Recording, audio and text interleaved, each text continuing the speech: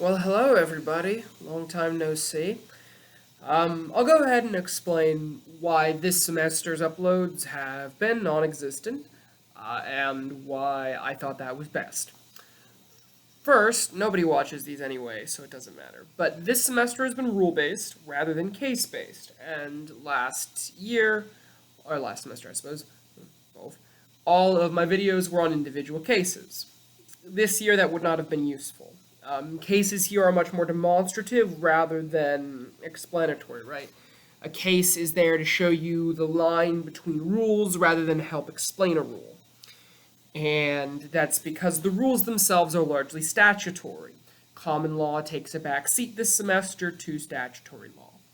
And so there hasn't been much reason to make a video for even one given class. Videos now would make sense to explain blocks of ideas taught over multiple classes. I'd thought about uploading individual videos through here and there throughout the semester, but it seemed less logical than getting to the end and going back and explaining everything. I have an exam tomorrow. I have 14 hours until my first exam of the semester, so let's get rock and rollin'. It's crim law, so today we're going to learn crim law. The procedure for this and all following videos are going to be pretty simple.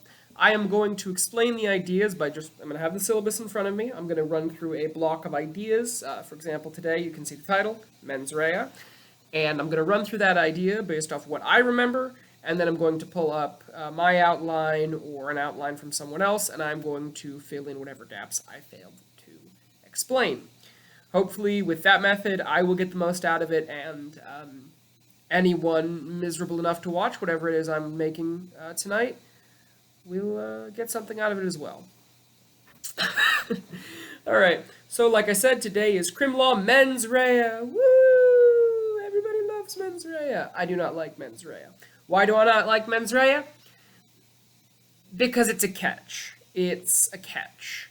When you're asked a question about mens rea, there are four options, and one of them is right most of the time, but you always feel bad picking it. So, real quick, this is MPC mens rea. I will touch briefly on common law mens rea, but the entirety of my class for crim law is MPC based, not common law based. What's MPC? It's the Model Penal Code. What's the common law? That's judge-made law. That's pretty much what it is. So, here we go. Let me pull up the syllabus and we'll start running through it. Yay! All right. Mens rea. So, there are four mens reas. Purposefully, knowingly, recklessly, and a fourth one that I'll mention in just a second. And I'll explain why I'm leaving negligently, which is the fourth one by itself. These three require subjective proof. If a professor asks you an exam question and there is no evidence of the mens rea provided, as in there's nothing about what's in the mind of the perpetrator, it's negligently. Guaranteed. Okay? There is the willful blindness doctrine. I'm aware of its existence. It's not the answer. The simple fact of the matter is, if a question includes nothing about what was in the head of the perpetrator, you have negligence. On a test, that is. In reality, you would have something different, and then you can understand things through context more. But on a test, it's subjective, and that's how it's meant to be. Now, how do you tell the mens reas apart? We're going to go top to bottom. Purposefully, I wanted what happened to happen. So, we're going to use the example of... Oh, God, I should have thought of an example. We're going to use JFK's assassination for the whole thing. Let's say that I am Lee Harvey Oswald, and I really, really, really wanted to kill the President of the United States, so I shot him. If he dies, I have purposefully committed his murder. I am purposeful. So let's say knowingly. Knowingly is I knew it could have happened. I knew it was likely. Let's say instead I am Lee Harvey Oswald. and I've got a bit of shaky hands, so I'm not really accurate. But my goal was never to shoot the president. And everybody, no one's denying that that was not my goal. My goal was to scare him. So I start shooting blindly, and with my shaky hands, and I accidentally hit him. Oops. That's knowingly. I knew it was a reasonably possible outcome, and I didn't really care. I knew it was almost certain, right? If you're shooting blindly, um, yeah, that's actually more reckless. So let's say he was using an RPG, and he was aiming at the car. He just wanted to blow up the car. He didn't care that the president was or was not in it. That's knowingly. Knowingly is very similar to purposely. If the goal is not stated, then it can't be purposefully. But if somebody knew it was going to happen but just didn't really care, that's knowingly. Recklessly, very likely to happen, but not guaranteed, and you ignored the risk. They have to prove you ignored the risk. Remember, like I said, this is subjective. So, it's only subjective if you know they ignored the risk. All right, now on to negligently. Like I said, that's the fourth one. That is the standard mens rea. It's negligent. You were negligent. You should have known, man. You should have known that this was likely to happen. Not likely, sorry. You ignored a risk. You ignored a substantial risk. So, say instead that I am Lee Harvey Oswald, and rather than assassinating the president, I want to make him late for his parade. So I plant a bomb, but I tell everyone there's a bomb. I called in a bomb threat. I told you got to evacuate. It's gonna blow up the whole building, and then the bomb squad gets blown up. I was negligent. I may have been reckless. Probably negligence and reckless are hard to. Let's say I didn't realize the bomb could kill the bomb squad. Let's say, I was like, you gotta send in the bomb squad, but I made way too powerful of a bomb. That would be negligence. Again, these things are always hard, and with murder especially, it's difficult.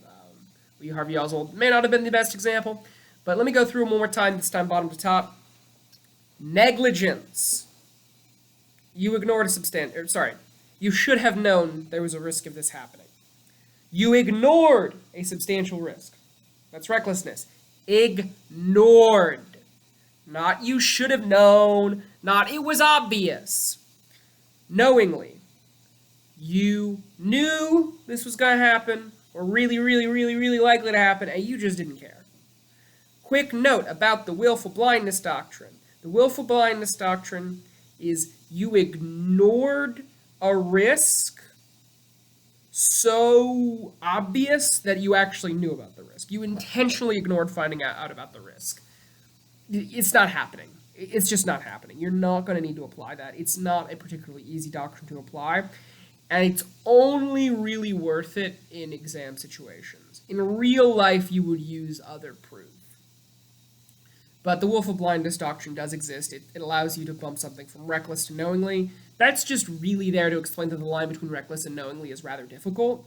And so what I'm going to tell you right now is, unless it's very clear, the correct answer is probably not reckless or knowingly. It's very hard to draw that line, and so your professor's probably, at least on a multiple choice question, probably not going to try and catch you between those two. But there are some times where it will, and we'll explain those when we get into statutory construction. Actually, forgot, purposely. This is what I wanted to happen.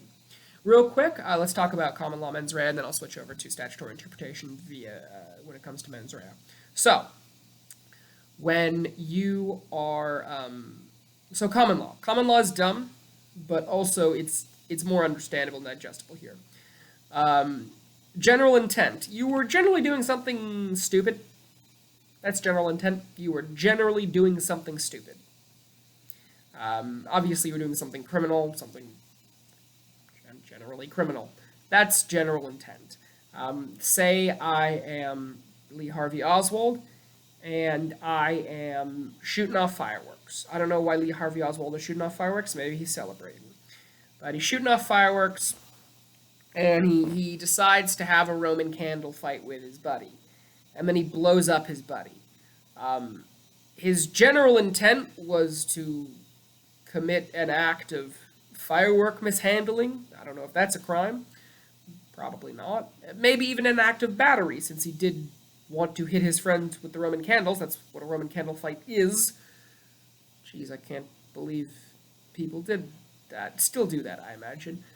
General intent, pretty easy to prove. You were generally doing bad stuff. Specific intent. This was what I wanted to happen, right? If he used the Roman candles as a murder weapon intentionally, he had 1,000 diary entries about how he was going to do it, and he had all this proof. There you go. That's specific intent. It's basically purposeful. Knowingly is technically a kind of specific intent, i.e., if you have knowingly, you probably have specific intent, but the lines are different, and you should know that those are the two lines. It'll be clear, generally speaking, on a multiple choice question on an exam. All right. Statutory construction, MPC rules only. Real quick, we'll talk about strict liability. Strict liability is there is no mens rea. The MPC says no, can't do that, except for statutory rape, which have whatever opinions you want on that. Please leave it out of my comments section, or don't. Engagement is purportedly good for the algorithm, but I don't imagine this engagement would be. But yes, statutory rape is the only strict liability crime, unless you have violations. Violations are fines and such.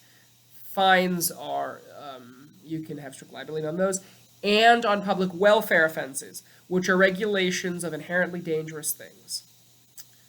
You can have strict liability on those. Those are the 3 times the MPC lets you have strict liability. Public welfare offense also needs to be a regulation. It can't be a common law crime. All right, I'm trying to think if there's anything else I need to remember about. Nope. Okay, so let's move on to statutory construction when it comes to mens rea. The MPC has the recklessness default rule. If there is no mens rea in the statute, recklessness is the default. Okay, there you go. When you have a mens rea in the statute, it carries through for every element, before or after it. However, if you have multiple mens reas in the same statute, forward only, except for the first one, which is allowed to go back. Because just in case there's an element before it. But very rarely does Congress do that. Let you have,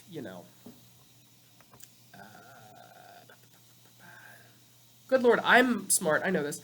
Very rarely does Congress let you, very rarely does Congress put 2 mens reas in there. All right, that's statutory. Carry through the minimum mens rea. Oh, right. Yeah, the minimum mens rea is negligence.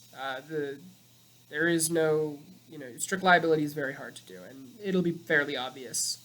Again, so remember, if you want to have strict liability, it needs to be a public welfare offense or a violation. If it's a public welfare offense, it needs to be of a dangerous thing and not a statutory crime. I believe that runs us through mens rea.